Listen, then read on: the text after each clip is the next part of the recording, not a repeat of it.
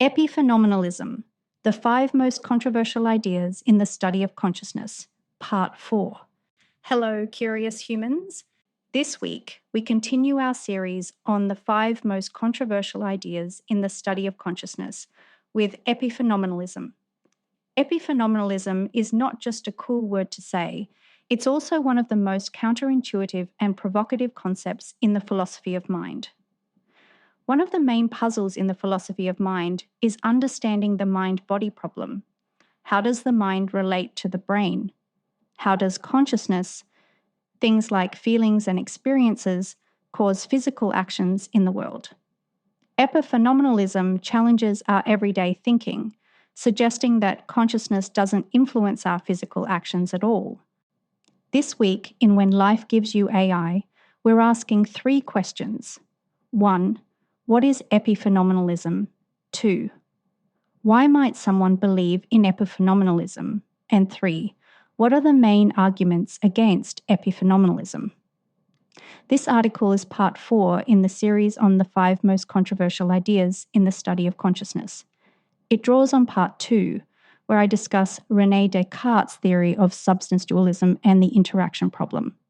If you are unfamiliar with Descartes' ideas, you may want to pause here and read part 2 before diving into this one. Question 1. What is epiphenomenalism? Epiphenomenalism is a more recent view of the philosophy of mind. Its main idea is that consciousness is merely a byproduct.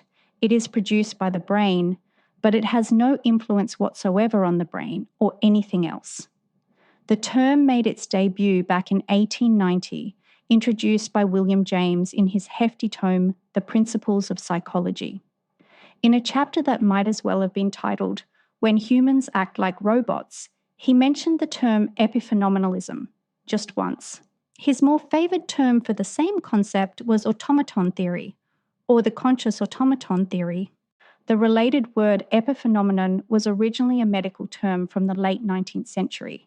It was used to describe symptoms that appear alongside a disease but don't actually contribute to it. Epiphenomenon is also used in other disciplines to describe a side effect or byproduct. It's there, but it doesn't cause the main event. A famous example of an epiphenomenon comes from Thomas Huxley, the renowned biologist. Imagine a steam engine chugging along the countryside with steam billowing out from its chimney. Atop the engine sits a whistle.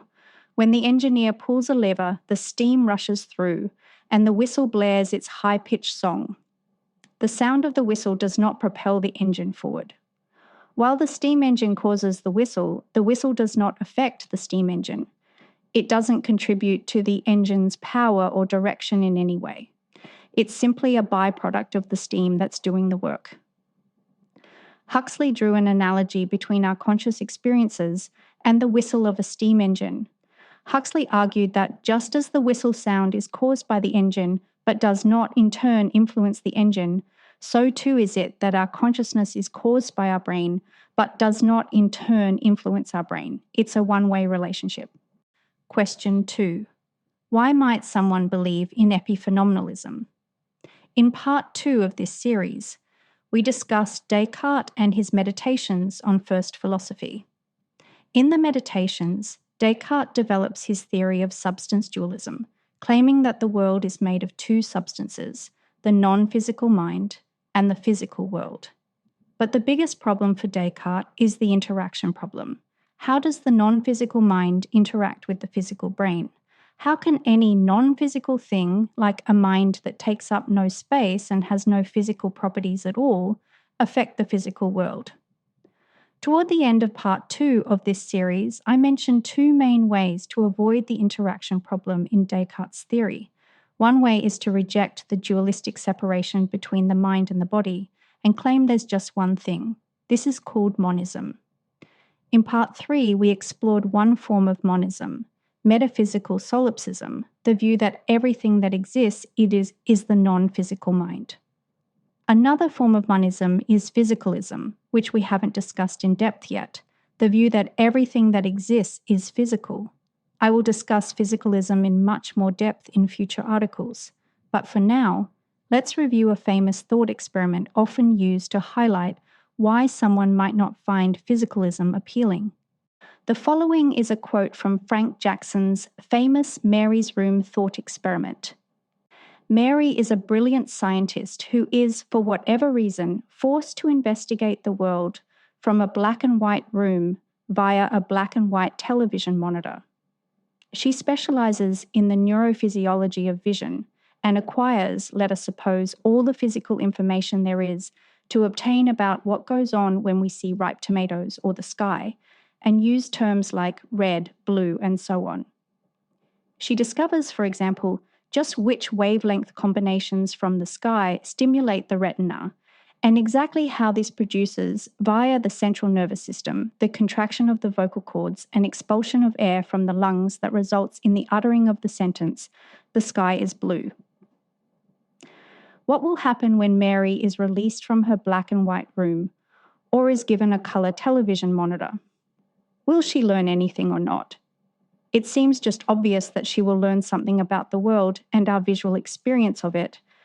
But then it is inescapable that her previous knowledge was incomplete. But she had all the physical information. Ergo, there is more to have than that, and physicalism is false. Frank Jackson in Epiphenomenal Qualia, 1982. Many find epiphenomenalism resonates with their feeling that consciousness must be more than the physical. When Mary is released from her black and white room, it seems she would learn something new when she sees red for the first time. Because Mary currently knows everything physical about the world, what she will learn when she is released from the room and sees red for the first time must be facts that are not physical facts. So, what she will learn must be a non-physical fact. People argue about what exactly this thought experiment tells us, but we'll leave that discussion for another day. For now, it's enough to understand that for many, Jackson's thought experiment points them back towards some form of dualism. Finding Jackson's thought experiment about Mary compelling evidence for the existence of non-physical facts, yet also understanding the infamous interaction problem inherent in Descartes' substance dualism, some turn to the second way to avoid the interaction problem. They deny there's an interaction at all. Epiphenomenalism provides a way to do just that. Where substance dualism says there is a two-way relationship between the brain and the mind, illustrated on the left in the image below, epiphenomenalism claims the relationship is one way, right in the image below. The causal closure of the physical. To understand the epiphenomenalist claim, we need to review the principle of the causal closure of the physical, which is critical in the mind-body debate. The idea of causal closure of the physical is that every physical event can be fully explained by preceding physical causes. This means that the physical universe is a closed system when it comes to causality. If you trace the cause of any physical event, you'll end up with another physical event, not something from outside the physical world. For instance, think about a line of dominoes. When one falls and knocks over the next one, the cause of each domino's fall is entirely physical, the push from the previous domino. There's no need to look for a non-physical explanation, like an ethereal spirit or an abstract idea, to explain why the dominoes fall. According to the causal closure of the physical principle, the domino falling must be caused by something physical, in this case, our brain and body. So, our brain forms a motor action that causes our arm to move towards the dominoes, and our finger pushes the first domino, represented in the bottom section of the image above. According to epiphenomenalism, at the same time, or perhaps after, the brain must cause a conscious experience of pushing the first domino, represented in the top section of the image above. The conscious experience of pushing the dominoes is a byproduct of our brain, not the cause of the action itself. Question 3. What are the main arguments against epiphenomenalism? The consequences of epiphenomenalism are pretty wild.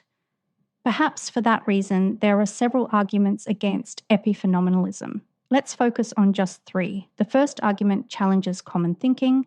The The second provides empirical evidence against epiphenomenalism, and the third challenges the logic underlying this view. 1. No free will and no agency. One of the first things to note about epiphenomenalism is the consequence such a view has on our everyday notions of free will and agency. If our consciousness, the reasons we think we do things, doesn't actually cause our actions, then what is consciousness for? This raises the unsettling question of whether we truly have free will and agency over our decisions. Instead, it suggests that our sense of being a conscious decision maker is, in fact, an illusion. Our actions are determined by unconscious brain processes beyond our conscious control. According to epiphenomenalism, when you reach for that cookie in the cookie jar, it's not because you want a cookie. Your thoughts and wants have nothing to do with it. Your wanting to have a cookie is just an afterthought, a narrative your brain spins up to explain your actions. If our consciousness, with all its intentions, desires, and decisions, doesn't drive our actions but merely narrates them after the fact, then the idea of free will and agency as we traditionally understand it starts to look shaky. It suggests that we're not genuinely choosing in the way many think we are. Instead, our actions are simply the result of our brain processes. In this light, our consciousness is not the director of our actions, but the audience member watching them. If epiphenomenalism is true, then consciousness has no work to do. Some evidence seems to support the idea of no free will. The famous Libet experiments appear to demonstrate that brain activity associated with decisions occurs before people are consciously aware of making a choice. And the phenomenon of blindsight, where patients with damage to their primary visual cortex exhibit the ability to respond to visual stimuli without consciously perceiving them, suggests a disconnect between consciousness and physical responses. These examples raise the possibility that our subjective experience of making choices and initiating actions may simply be post hoc explanations constructed by the brain rather than the a priori driver of our actions. What the Libet studies and blindsight tell us about consciousness is a contentious topic, which I will discuss in much more detail in future articles. For some, the idea that we have no free will is too unsettling to take epiphenomenalism seriously. But even if you're at peace with the notion that free will is an illusion, two other rather thorny issues lurk in the corners of epiphenomenalism. 2. Placebo effects. Most people are probably familiar with the concept of the placebo effect, but just in case you need a refresher, here's how it works. A placebo effect occurs when a person experiences a real physiological response after being given sham treatment that should have no effects. The physiological response occurs simply because the person believes they have received a treatment that does have physiological effects. For example, in a study looking at the effects of a new drug for hypertension, half of the participants are given the drug group, while the other half are given a sugar pill, which has no active therapeutic ingredients, placebo group. Crucially, the participants are unaware of which group they have been randomly assigned to. The placebo effect can occur when people in the placebo group experience changes they believe to be because of the actual drug. Despite taking a sugar pill, some in the placebo group show reduced heart rate, lower blood pressure readings, and other measurable physiological changes simply because they expect the medicine to have such effects. Their belief and expectation that the drug will have an effect results in actual physical changes in line with their expectations, even though they didn't actually take the drug. The placebo effect challenges epiphenomenalism because it suggests that our conscious beliefs and expectations can influence our physical body. If conscious experiences were truly epiphenomenal with no causal powers, we would expect that our thoughts would have no measurable influence on our physical biology. The fact that placebo effects happen, sometimes quite significantly, is evidence that our consciousness has physical effects. 3. No effects means no effects, always. The fact that I am writing an article about consciousness suggests that consciousness affects my physical brain. Writing is a physical event. How can I write about consciousness if it has no effect on my physical brain? Yet here you are, reading or listening to this article about consciousness. To say, I feel that I am conscious, I must use my physical body. I must engage my vocal cords, articulate my mouth, and push air through my lungs to produce the sounds that represent the idea that I believe I am conscious. So, my physical body must produce sounds that represent my belief that I am conscious. Yet, according to Epiphenomenalism, these vocal sounds cannot be caused by my consciousness because my consciousness has no physical effects. The utterance, I feel that I am conscious, can only be caused by my physical body. In this framework, my non-physical consciousness is mute. It cannot directly influence my physical actions or communicate its presence. It exists in silence, unable to tell my physical body of its existence or its experiences. This presents a paradox. If I say, I feel that I am conscious, one thing you can know for sure is that I couldn't be saying this because I was conscious.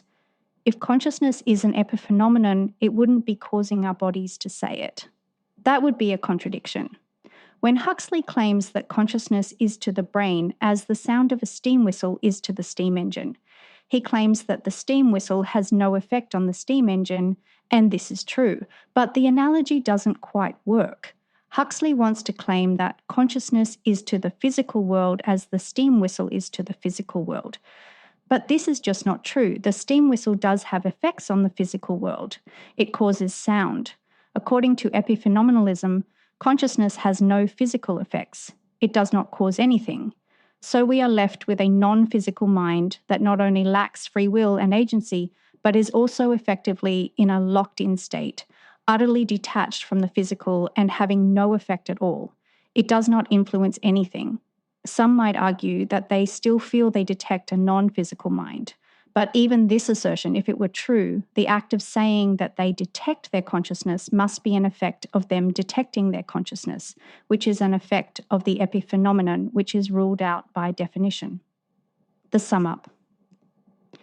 Epiphenomenalism is one of the more counterintuitive perspectives on consciousness, stripping it of all its power. While some find it potentially resolves the interaction problem inherent in Descartes' view, it comes with other challenges. What are your thoughts on an epiphenomenal account of consciousness? Does it resonate with your understanding of the mind-body relationship, or does it raise too many issues to take seriously? I'd love to know your thoughts. Thanks so much for listening to this article. I want to take a small moment to thank the lovely folks who have reached out to say hello and who have joined in the conversation here on Substack. If you'd like to do that too, you can leave a comment, email me, or send me a direct message. I'd really love to hear from you. If reaching out is not your thing, I completely understand. Liking the article and, of course, subscribing to the newsletter helps the newsletter to grow. If you would like to support my work in more tangible ways, you can do that in a number of ways. You can become a paid subscriber, or you can support my coffee addiction through Buy Me a Coffee platform. I've included a link in the article. I want to take the time to personally thank those of you who have decided to financially support my work. Your support means the world to me. It's supporters like you who make my work possible, so thank you so much.